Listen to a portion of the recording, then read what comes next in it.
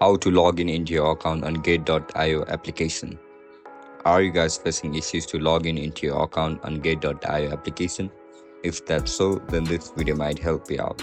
Without further ado, let's get started. First of all, open Gate.io on your mobile device.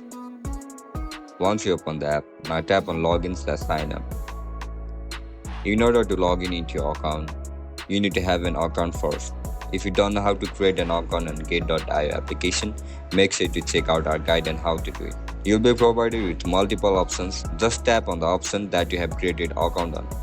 For example, if you have created your account using Apple ID, then tap on Continue with Apple. Tap on Sign In.